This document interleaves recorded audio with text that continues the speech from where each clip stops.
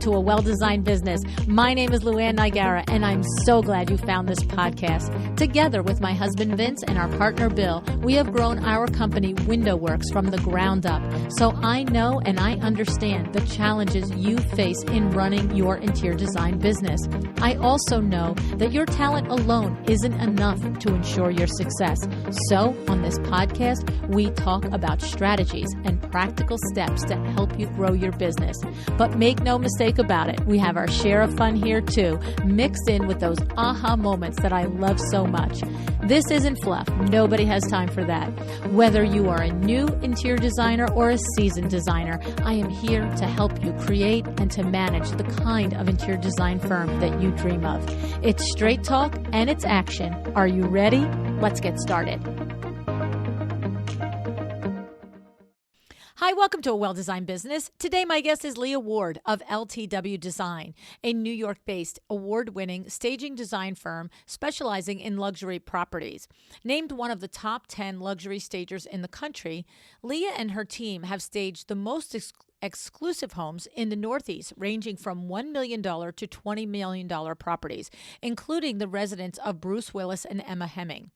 Leia honed her exceptional communication, project management, and problem-solving skills during her 10 years working in the television and magazine industries in New York City. Her trademark aesthetic of clean lines, bold neutrals, and layered textures have been featured in magazines and websites including House Beautiful, Town and Country, Access Hollywood, and more. I can't wait to share this conversation with you. Leia is a woman with 3 kids, all under 4, okay? Started her business with just her brains and a lot of hard work, and my oh my, I just loved her from my first conversation with her, and I'm pretty sure that you're going to too.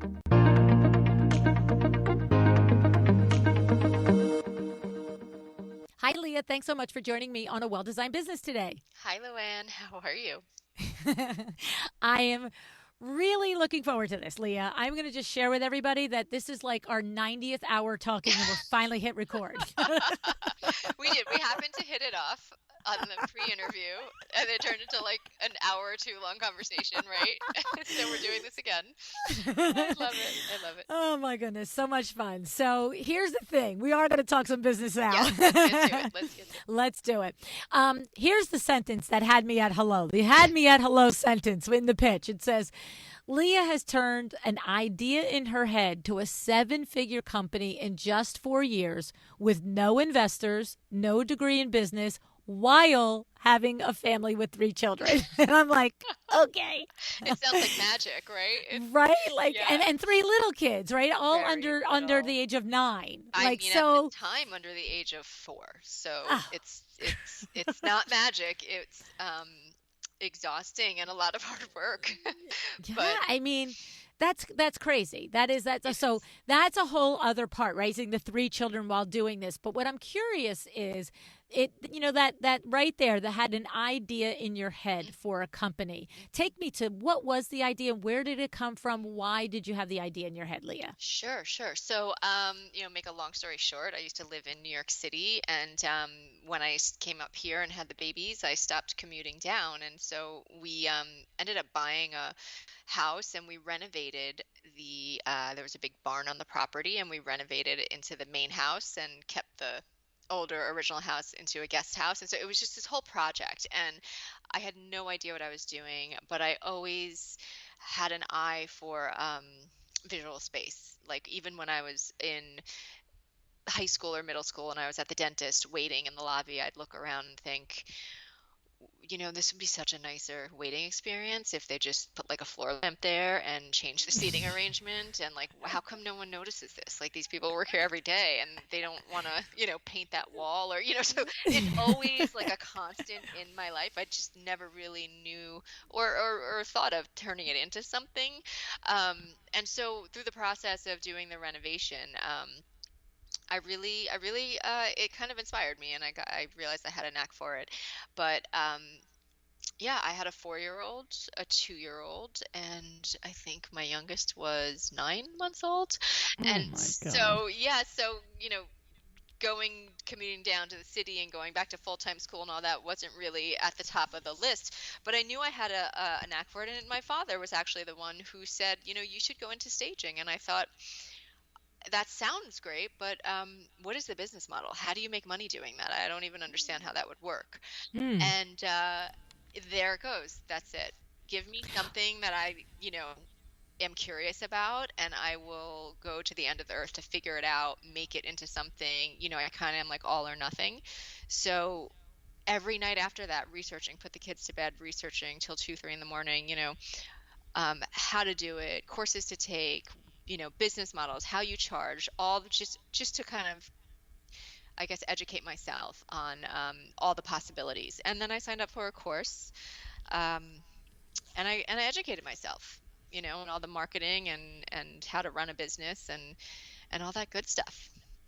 So what I love there is that your dad puts the little bug in your ear about it. Yeah. And unlike a lot of people who are just like, okay, I'm a stager, shingle up, you said, that's a great idea, but what's the business model for it? How do I make money? And I love that, because a lot of people just start doing, and then they realize they're not making money. And then they say, right.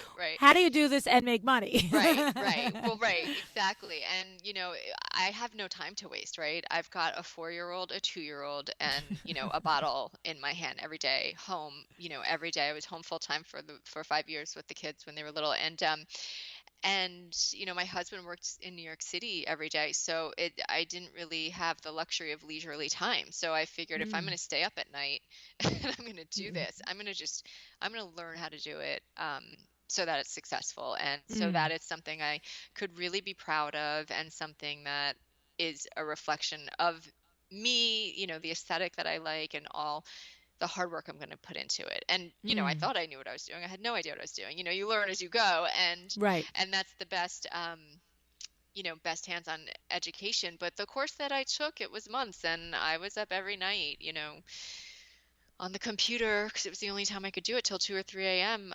Learning. And it really did teach me a lot about how to run the business, because I did not have a business degree. And this course that you took, was it a course on staging, a course on interior design, a course on business? Like what was the actual course? So my firm started as a staging firm. So it was a course out of California, and it was on how to run a staging business. It's not how to stage, right? Right. There was like maybe a minimum, maybe an hour on that, but it's kind of like design, where you have it or you don't. But it taught me about how to present myself, how to create a profitable business. There's actually something else I would love to share with everyone about profitability, but all those things, and how to structure it, what to call things.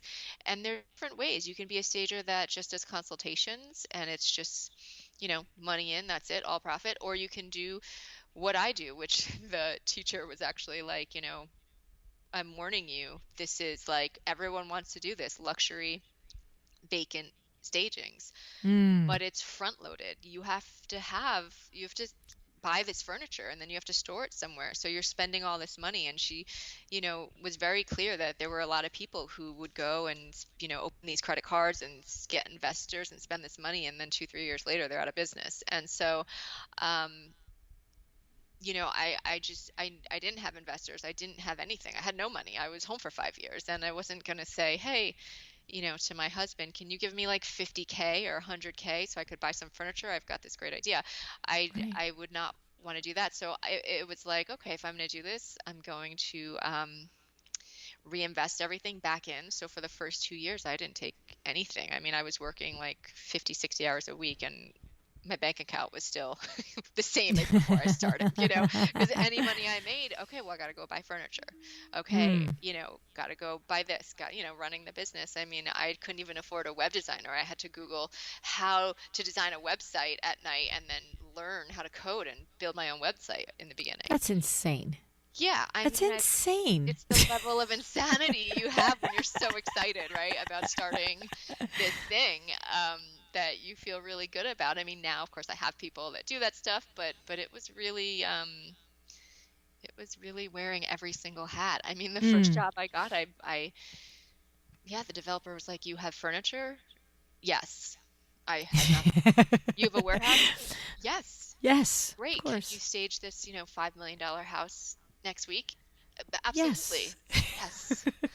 Yes. I'm gonna go pick my kids up though first and go home and figure out Pick up what the to do for Pampers and make dinner. Yeah. Yeah. SpaghettiOs, and then I'm going to find the warehouse and the furniture. Yeah, and then I'm gonna figure this out. But I did, Dad, hey, can you come watch the kids? Why? I'm going to get a U-Haul truck and I'm going to go out to this furniture store that has stuff in stock because I think I got a job. He's like, what? And so I drove this 26-foot truck. Oh my God, no one knows this story except for my team.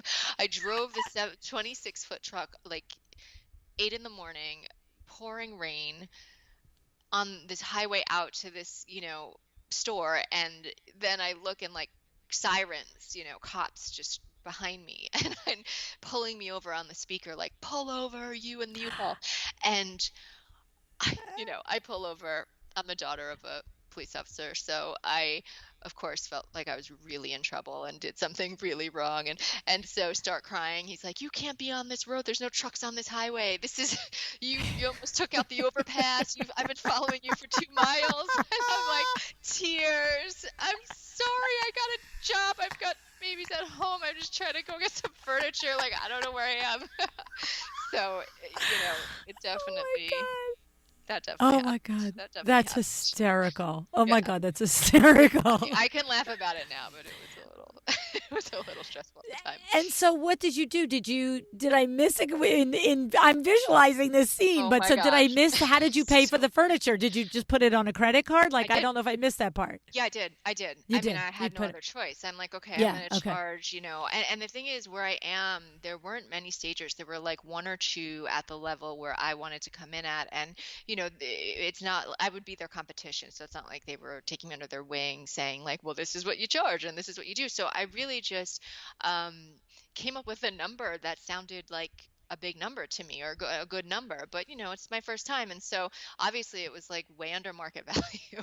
So I ended up Is um $25 too much?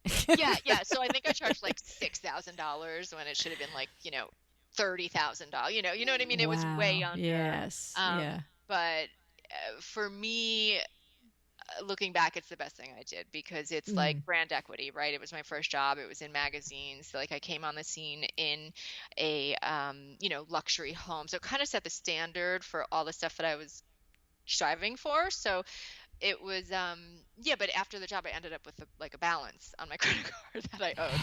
So, not the best business but model in the beginning, but um I am very I have been very smart with business, and I've invested everything back in. So, 2 years in, I have own all this furniture, have a warehouse, have no debt, no partners, no investors, everything's mine, and still growing, and so Mm. it's the past few years have been phenomenal and it's been worth it. I look back, I don't think I could ever do all the work that I put into it again. I'm exhausted thinking about it, to be honest. It's just like, It was a one-time thing, universe. Don't ask me to do it again. yeah, yeah, yeah. So let me ask you a question though. So that first project ended up getting press? Yes, yes, yep. Wow. And I kind of knew it would, and so I was just grateful for the opportunity, to show people what I could do. And also, it had been on the market. It was I think 5 point something million, and it had been on the market for a while, long time. And then after I staged it, someone bought it sight unseen.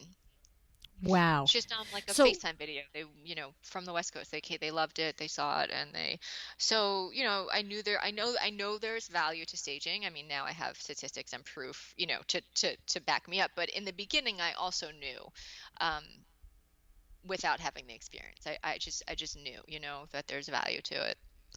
So, how did you get that first project? I mean, and okay, time out. So, you take the course You Hmm. start to formulate in your mind where you're going to enter the market, that you want to go into the vacant luxury market. I don't know if that's the wording that you described it, luxury Hmm. vacant market. Okay. Hmm. Hmm. You identify that's the niche that you want to go after. Where and how does that connection come? I get the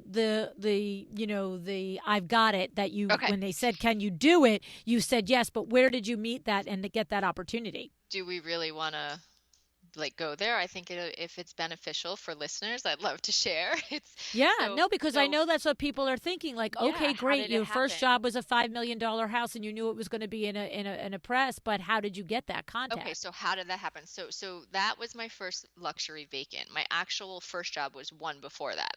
Okay, So I create a website and I think, I don't want to buy stock photography because it just looks so stock photography like. So how do I create a website with images of showing people what I can do, right? So it starts there, and because that's what you need. I got the business account, I did everything you're supposed to do. I incorporated, I reserved the domain name, I did everything you're supposed to do. Came up with a vision, came up with a, mission statement, etc. good for you. Thank you. But it's like, just me in the middle of the night at home with three babies and doing this. And it's like, how does it turn into something and how will it be received? And so first thing I did, I have a couple of friends that have gorgeous homes. Can I come over and just like rearrange and bring some accessories, your living room, and then I'll like find a photographer and just like take pictures of it to put on my website?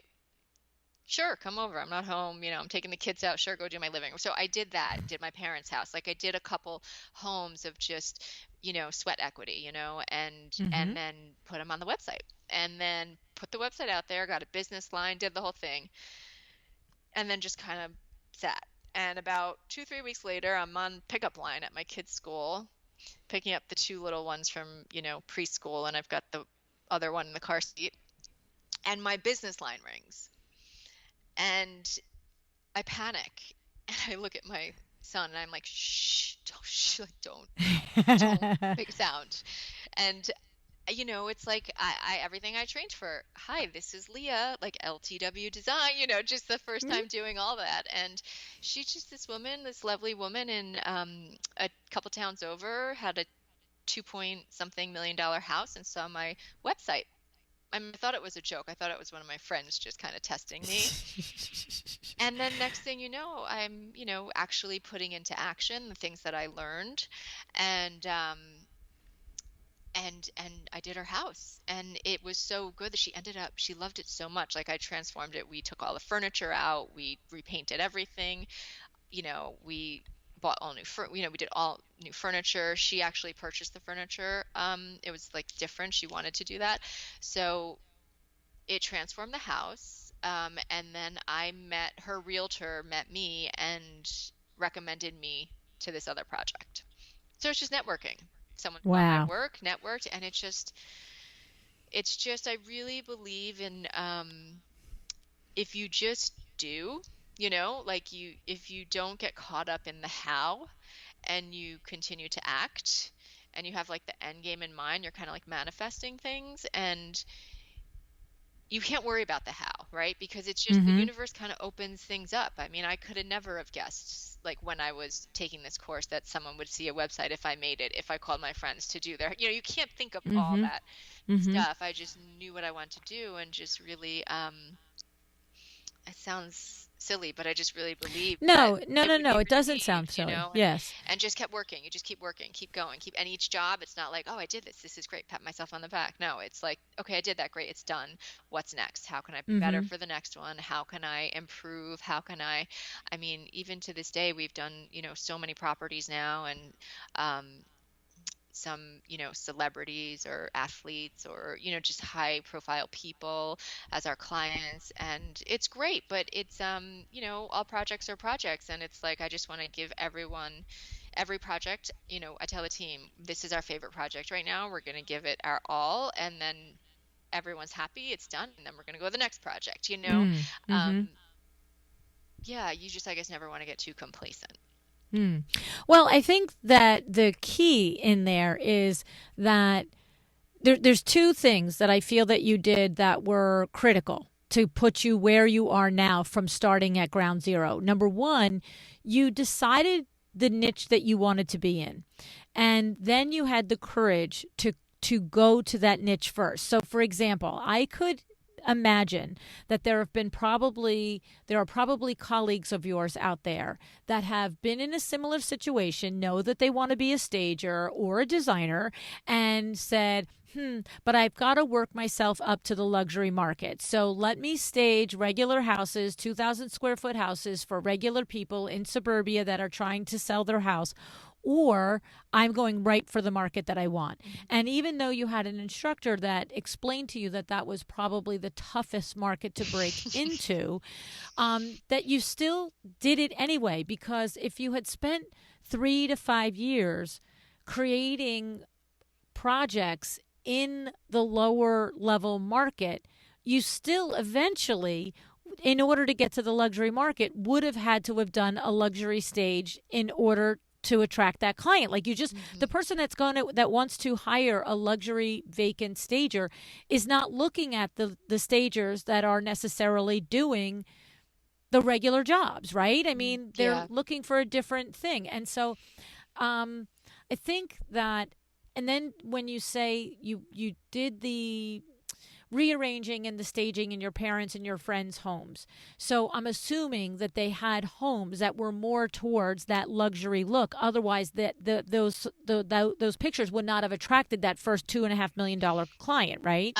So my friends' homes, yeah, they're like $1 million, $2 million. My parents' home, no, and so I was strategic. We shoot The something way with you just a way. photographed it. Yeah, I mean, Mm-hmm. um, we it's a home. Maybe you don't show the whole room. It's a half shot of the sofa, Okay. and it's just a white wall behind it with a big piece of artwork. That could be in any Yes. home. That could be a ten That could million be dollar any home. That home. could be a $200,000 Yes. home. So no, I mean, you can do this. Smart. Yeah, you just have to be strategic and Well, and I guess that's really interesting, because the idea there is that you're creating the look on the website that has the elevated look. We're not actually yes, saying, here's the house from the outside. It's, a no, 2,000 square foot bungalow. Like, yeah, yeah. it's don't ask, don't tell, right? We're not going to tell you the whole story, but you will see the part where I staged, and that's the real part. That's the truth of it, that this part does look prettier, better, nicer because I was part of it. Right, in the beginning, yes. Yeah. Now we show the exteriors Yeah. because, they're Yeah. beautiful and Yeah. but yeah, and I think there's value in really like being strategic with everything Mhm. Mhm. and taking time to think, how do I want to be received? And then you work backwards from there. If Okay. I want to, I mean, that's how I do things. I don't think of how I'm going to get to this. I think in the beginning of every year, okay, this year, I mean, I really do this. It's like manifesting, and my friend does this. She taught it to me. It's future memorying, she calls it. And she's a super successful venture capitalist, right? And so she is a businesswoman, and she talks about future memorying, and she taught it to me, and I've been using it the past few years. And I'll tell you, LuAnn, it's crazy. January starts. I think three things I want to achieve, and anything. Like one year, it was like, I want to be on a TV show this year. I want to do a big loft downtown, in Soho in New York City. I want to do just random things that Yeah. would be, I think, great to do. And every year, they all happened. Wow. Every year. And I had no contacts. It's not like I had, you know, let me call my friend in Soho. It's not like that. It's just, I would just throw it out there. And I think if you really do stay focused and grateful and work your what off, and and Mhm. and the number one thing is don't worry about what anyone else is doing. I can't tell you how many like designers and stagers I've seen like waste so much energy that could be going towards like be productive energy for their business, comparing themselves to others or Mm. looking at what someone else is doing and then thinking, well, maybe I should be doing that, and then copying, or not copying, but maybe being quote unquote inspired by, But Mhm. I think just really staying true and kind of sitting with yourself and thinking, where do I want this to be? And setting those goals, I think it just starts to make it all a little bit real. So like, there was an award I would have loved to have won or one day. And I remember thinking, okay, future memorying. I'm imagining, this is my friend doing this with me. I'm imagining someone coming up to me saying, "You've really outdone yourself," you know? And that was just like a random Mm. sentence that came to my head. That was it. One of my three in January I do for the year. Well, that fall, I won the award. Didn't know I would even have a house, in January that I could enter in the fall. It's just, and I did, and Wow. it worked. And one of the top, one of my clients at the award show came up to me, this amazing lady, and she goes, "Leah, you've really outdone yourself." And I said, I "Excuse love me?" that. Oh I my said, God, I "Excuse love me? that. I love What did that. you just say?" And I told her the story, and she started cracking up. I said, "I can't believe you said those words to me. Like, just, Oh my gosh. it's so coincidental." So I do think that, business is grueling, and exhausting and endless, but you have to keep that element of kind of Mm. wonder and S- excitement and dreaming. Yeah. So here's the thing. So I'm huge, huge, huge on visualization and all Yes. the things. And I'm curious the whole process that you go through in doing that. So is it as simple as you state the three things that you would love to have happen and then literally just getting into the mindset and visualizing it being real, Mhm. feeling it, Mhm. connecting the Mhm. emotion, and then putting the sentence to the realization of it? Is there anything that's missing from that you do? No, I mean, it Okay. literally is very Mhm. simple. It does not have to be like buy a million self-help books and get a No, chart it's and get a journal. No, it's like, okay, this year ended January. Okay, what's coming to me in January? What feels good? Like what's popping into my head as far as something that is exciting for me and for where I'd want to see the company go. And I just kind of sit and it just comes, and then it yes. comes up.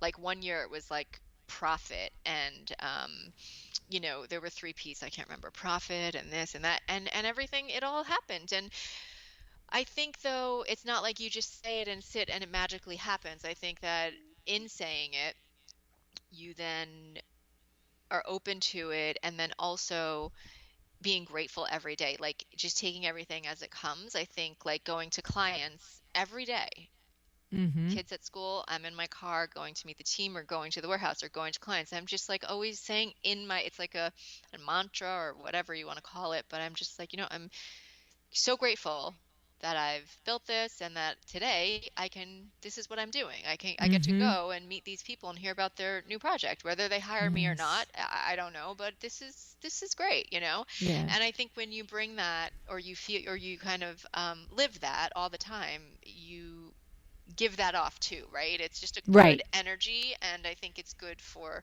my team. I think it's good for clients. It's just, yeah, I love it. I yeah. love it. I absolutely love it. And I agree with you 100%. I know that the critical factor is connecting the gratitude and your desire, your emotion for the goal that you have. Mhm. And it's that connection. It's not just a piece of paper, it's not just a random thought. It's an actual true desire connected to the gratitude and then the action that makes it happen. So, Yeah, and yay. there's a ton of action. So it's not like Yes. we're just saying this and then I sit down and just it magically appears at my doorstep. I Right. mean, we're working so hard every day. Hmm.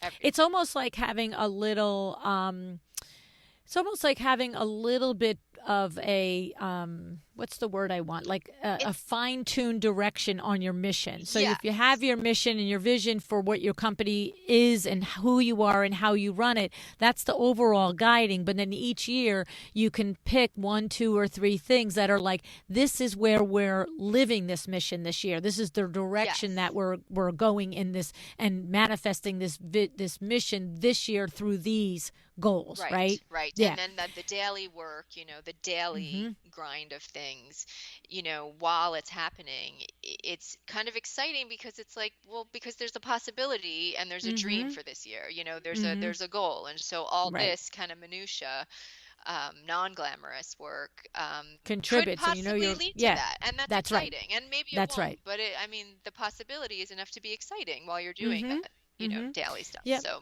100% agree. The other thing that I want to take a moment to point out there, because we are so driven on the podcast about talking about profitability and stuff.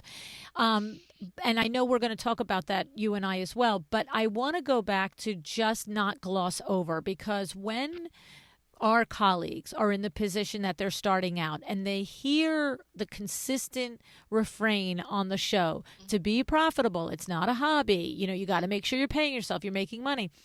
I never want to forget that many of our businesses did start where it was 1 or 2 or 3 years before we turned to the profit. We turned over the profit. Right. And so you mentioning that these first 2 projects, especially the second one, that really big one, where at the end of it you owed money on a credit card. Yeah. Right. And so terrible business person. I mean, well, but you see, but the thing is, though, that's the thing. It's like there is not, to me, that's not a terrible business person. It's a terrible business person if the 15th project you are still like, oh, I should charge you 30. I know better, but I'll do 6. Right. That there's something different in that. We've said it over and over. Vinny, did not take a paycheck at WindowWorks for 18 months. Now, he was like you, though. He did not take a paycheck at WindowWorks for 18 months because we didn't make any money. He did not take a paycheck because by the time he paid me and he paid the installers and he paid the gas and electric and all the things, the money that would have gone to him, he was like, we're going to put that back into marketing. We're going to buy we're going to buy a van. We're going to buy a this. We're going to buy a that. So he chose to continually invest the money back into the business. And so there's 2 things that happened here. One is making profit and choosing to reinvest it.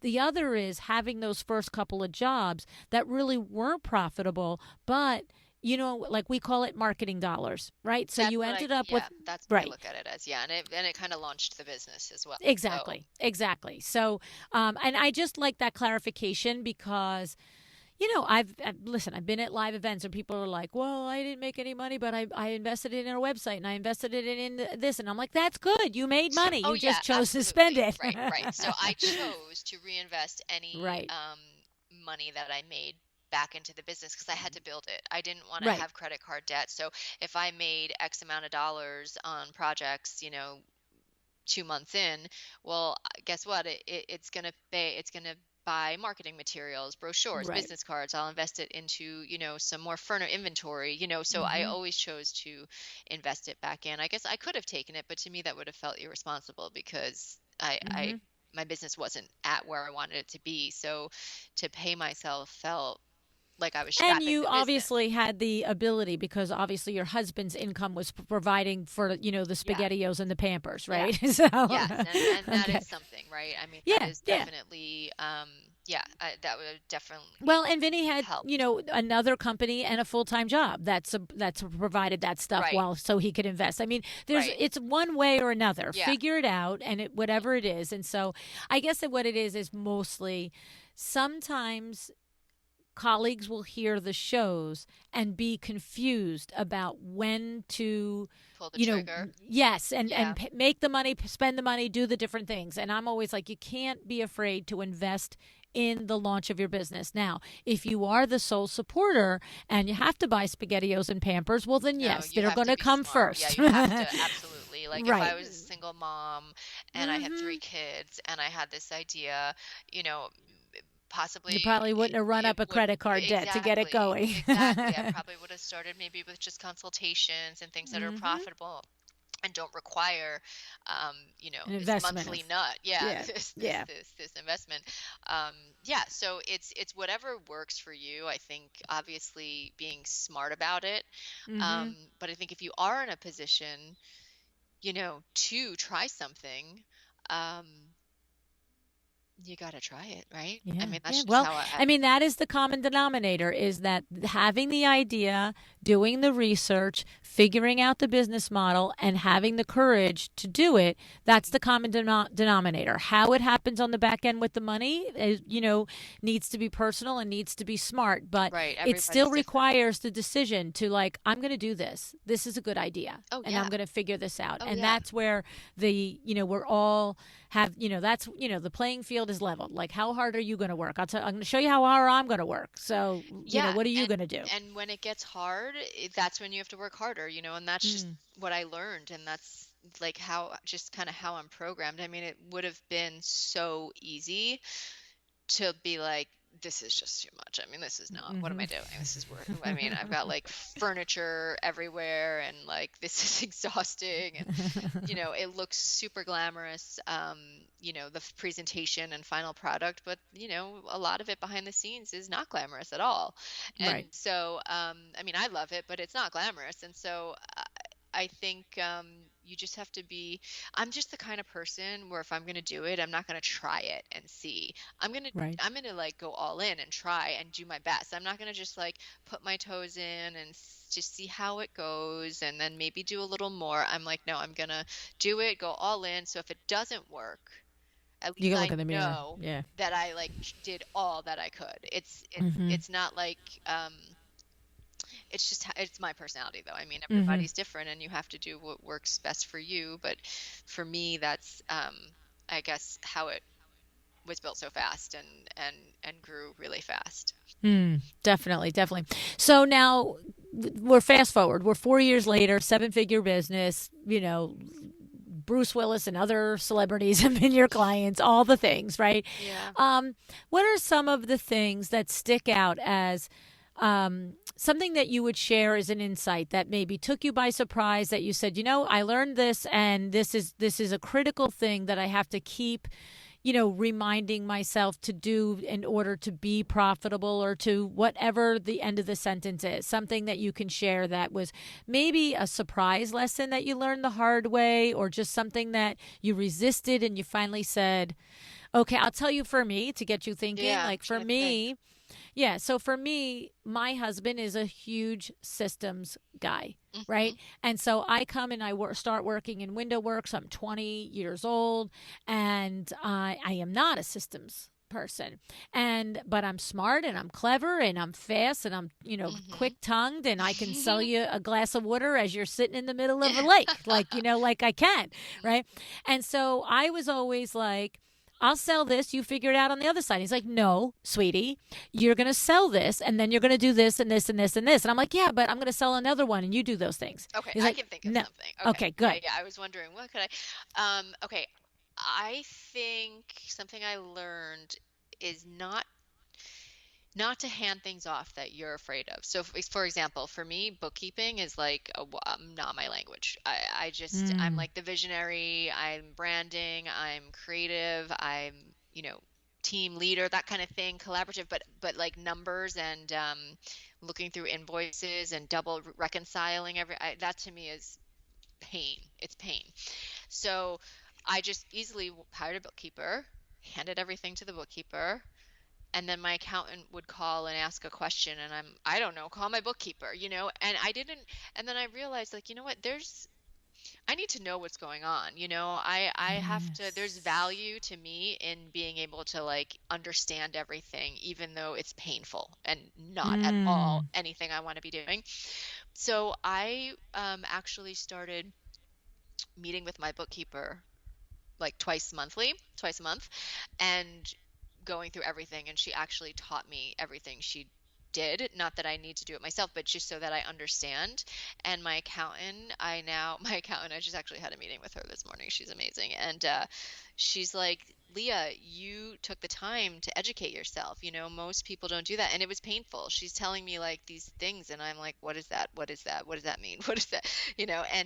But now, hours of my time with them, asking the questions and learning, why did you do this? Why is this? Why should I do this or expense this, or what does this mean? And I think that there's value in knowing all those details and Well, not you stepping know what? away from You it. get the gold star. That's all I can tell you. It's You couldn't awful, have, right? It's you awful could not, you stuff. really couldn't have given a better answer, Leah, honest to God, because anybody who's been at a Yay. live event with me or one-on-one coaching with me, they know this is what I truly believe what you're saying is that the two sides of the coin are you're not going to be good at everything. The things that you're not good at, you absolutely are going to hire, but Hmm. you have to know it well enough to hire it out. Yep. That's the thing. You can't just say, hey, take my books and just do what you want. And I'm going to Yep. tell you, I've already made a note, and now I'm going to put it here. I made a note earlier in the show to, in the outro, remind listeners to listen to Taylor Spellman's first episode. Taylor Spellman, also a luxury stager in New York, a Yeah. vacant luxury stager as well. Yeah. Yeah. And her first project was a lot like your first project. Can you do this? Yes. Can you do it by then? Yes. You know what I mean?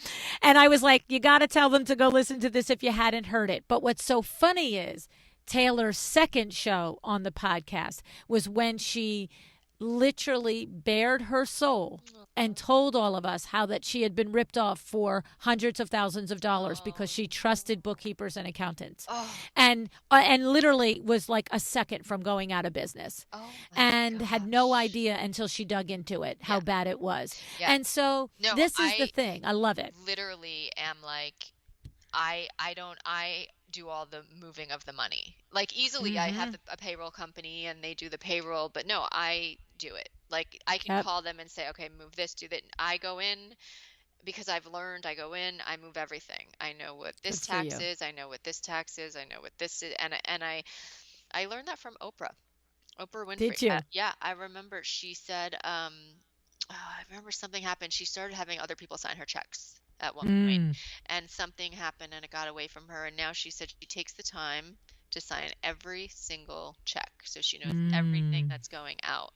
And I just remember, that just stayed with me. And of course, I'm not at Oprah level, but just any business, right? If it's That's just like right. dog walking That's or right. you or whatever business, That's right. one person, I think it's just knowing and just not blindly trusting. Um, and my bookkeeper and my accountant, like they know when I'm calling, it's going to be like a 2-hour call because I need to understand everything. They have to explain it, show me, and it's like a collaboration. Mm-hmm. It's a Well, and team it meeting. needs to be. And They're you on know my what? team. It Yeah. needs to be. And there's sometimes I've talked with designers and they said, that my bookkeeper is resisting this and that and the other thing. I'm like, your name on the door, your name on the check, your highway. Like, Oh yeah. no. Yeah. You know what I Yep. mean? I write Um, every check. I do every debit, I don't give that access to bookkeepers or Good for you. accountants or anyone. Yeah. Good for you. Good Yeah. for you. I love that lesson because, for somebody else, it could be a different aspect. I have met lots of designers that are very good at finances and understanding the It's money, and it amazing. isn't Yeah. painful. Yeah, right. Yeah, They that's come from amazing. careers. Yeah, come from careers where, their past skill set fits right into it. But then there's other things where they have, deficiencies or less than stellar, capabilities. But, that is for me the bottom line. It's definitely recognize that there are things that other people do better than you and be okay with that and pass them off, but you Totally. always have to monitor and be aware of how at least it gets done. Because guess what? Yeah. Sometimes when all the lights are off, you're the only one to do it anyway. Well, So you right, got to know how to do it. exactly. Yeah, and when something happens or yeah, Mhm. absolutely. Yeah, yeah. I have to know So what's going good. on. Yeah. So good. Yeah. So your three words or your three desires for the new year, do you share them Mm. with others or no? Um, I have one friend that I share them with. I kind of feel like if I put it out there, it won't happen. It's Oh, like a that's so very funny. personal thing. It's something I Uh-huh. do in my quiet time and something that Mm-hmm. kind of like guides me throughout the year. It's like, I don't tell the team and I'm not like, this is what we're, going towards. This is it. It's not like a, thing. Interesting. I will mention it to my right hand. But yeah, and I'm working on January. Some things are already kind of coming to me. So it's Mm. exciting. I kind of like this year end. You kind of look back at the year and the Well, exciting so that's an project. interesting thing when the year is finished. So this year is finishing as we're interviewing. And was this a year that it was that moment with the award, or is that like, in other words, the three things for this year? Was it the loft and the TV show and the award, This or not? year, this year was a loft, and it was like a number that I dreamed about that I wanted to reach, and In gross revenue? totally, and had Yeah. no business like. Shooting for that. Yeah, yeah. It's just like, well, if you're gonna, this is something I learned too. If you're gonna dream, like dream big, right? That's Don't it. Dream don't big. edit your dreams. Like There's that dream. silly. No one's gonna dream big for you. You gotta dream Right. big, you know? Right. And yeah, and yeah, everything. It's crazy. Everything Yeah. Yeah. hit I everything. have Everything came true. I have a sign in my kitchen. And it says take your dreams seriously. Yes. Mhm. Yes, Mhm. Yeah. exactly. Mhm. Mhm. Exactly. I And that's believe it comes to you. If it comes to you, then it's possible to make it happen, well, I you think if know? you walk around thinking like, I'd love to do that, but I'm not, not now, or I'm not good enough, or I Mhm. don't know, or you just have that kind of doubt, which we all have doubt, but you just really are maybe too afraid to try it or get, move towards it. Um, that's going to affect you, every day. It's Mhm. something Mhm. you want to do that you're not doing for yourself. Mhm. So I think Mhm. always go in the direction of something that makes you feel really good or that you're really excited about. And it doesn't have to be like as crazy as the way I do things. I don't really recommend like, but maybe it's just the visioning, that part of it, what Mhm. does it look It could like? be I will have an assistant this year, or I will have a Yeah. project manager this year, or Yes. Yes. I will have a studio space this year. It could be anything, It right? could It be could be I will anything. have a profitable project this year. Yes. Oh, a Right? book I want to share with Mm. you that really helped me, and I got this book. I heard him speak at a convention, and he was just amazing. It's called Profit First.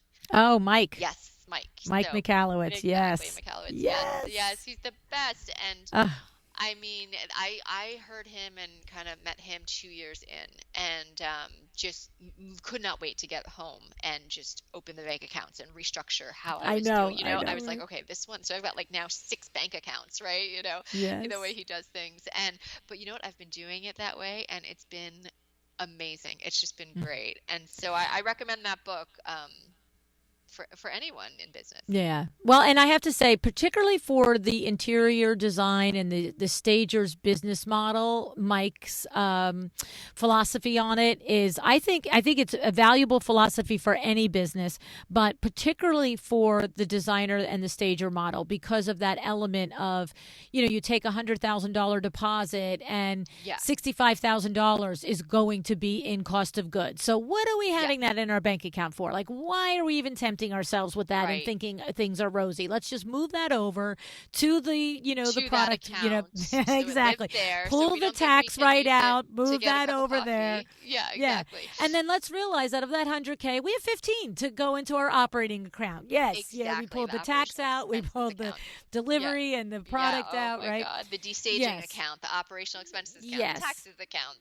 all of that. So, um, yeah, it's a great model. And then also the refundable deposits account, because you could Mm. easily, one or two jobs have like 50 or 60K in refundable deposits. So if it's an Wow. occupied home, so for example, we go to destage it and there's stuff stained and things, we keep what we keep. But if it's pristine, the people were living in it and they were so tidy and so good, there's nothing damaged, then because we do occupied homes, I'd say 10% of our business is occupied homes.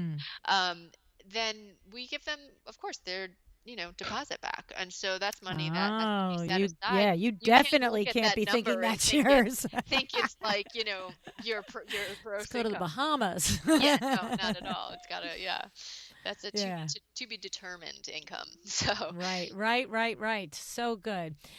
So I have to say, Leah, I mean, I really, really enjoyed getting to know you. And I love the stories that you told about building your business. And really what I'm taking away are two big, big lessons is courage, right? The courage to be able to see a dream, visualize it, put your hard work and your sweat behind it, and then also the actual, fortitude to keep going through it and to just know that if you, like we said, if you can dream it, you can do it. And I love that you established a niche, you moved into it, you didn't say, oh, I have to build myself up to it, you just went to it because it's where you wanted to be.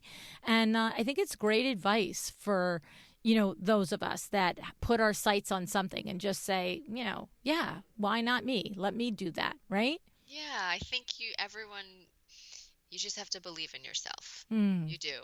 that's Because it. if you have a dream or you have that idea, it's there for a reason, Mm. you Great know? point. Great point. I love Yeah. it. Well, lady, I don't think we're quite done. I think this universe has connected us for a reason, and I'm I really know. glad. Well, I look forward to talking to you Me about too, Leah. Thanks for being on the show. it. Okay, bye-bye.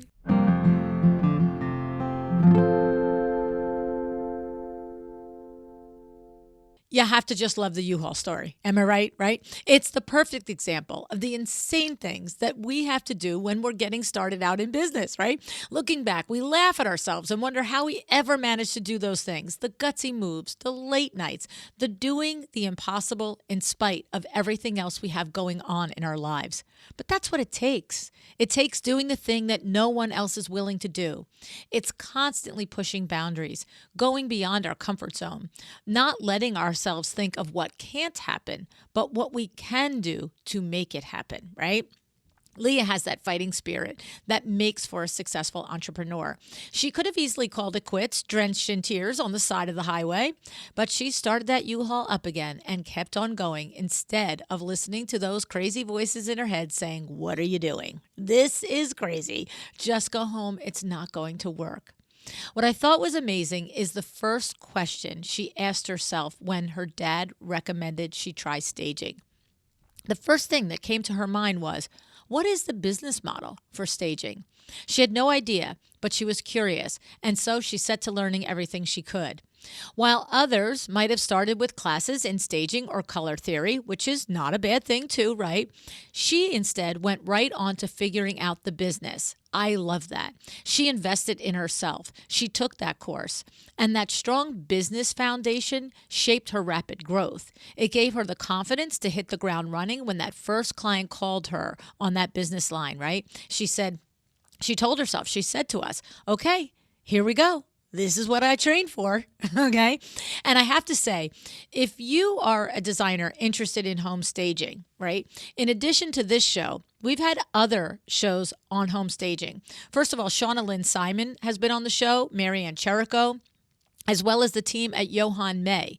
Shauna Lynn Simon did a really terrific job, I have to say, outlining the practical and the tactical differences between home staging and interior design in the first volume of my Power Talk Friday Experts books. Okay, so Shauna Lynn is a recognized expert stager and business coach for stagers, and her advice is spot on. You can get that book at Amazon, or you can go to luannigara.com/book2. And Marianne Cherico also teaches and coaches home staging. Another fabulous lady. I will put it in the show notes how you can connect with each of these ladies and also all of the shows, including the Johann May show. Okay? So I have to say, back to Leah. Later on, when she realized that she didn't have a good handle on what the accountant and the bookkeeper were doing, she dug in. And in spite of her aversion to this part of the business, which I don't know who could have that, right? She tackled it. Okay. Here again, Leah takes action in spite of. She asks questions in spite of feeling inadequate about the finances. She tackles it, right? She learns more in spite of not feeling like doing it. And she took the time to learn the profit first system in spite of preferring to create beautiful spaces. Okay. And because of pushing beyond what feels comfortable and taking action on it, this is exactly and precisely why she is so successful right now. Like, I was going to put an adjective in there. And I mean, go look at her website. I don't have to put the adjectives. You'll find them yourself. Okay. Now, we have a lot of designers using Profit First, which is a great, great thing to do. I highly recommend it. And another thing that I highly recommend for you to get a handle on your business is My Doma Studio. My Doma Studio is a software that helps you get paid faster, helps you save time on administrative work, and helps you manage your projects more efficiently. So head over to mydomastudio.com/a well-designed business to learn more. I also love how Leah continues to dream and achieve by using what she calls future memoring. At the beginning of each year, she writes down 3 big dreams, 3 outrageous dreams that she wants to achieve. And then she finds herself meeting them. This doesn't surprise me because she starts with the dream and works backward from that dream. Then each day she takes action and is looking for and is open to opportunities that will lead her towards those big dreams and goals. Okay? And finally, I love the mantra she tells herself every day. Here it is. I'm so grateful that I've built this and I get to do this today. Right? This advice is golden. Work hard, be grateful, and don't worry about what others might be doing or saying. You can do it. Leia does it. You can do it. Decide to be excellent.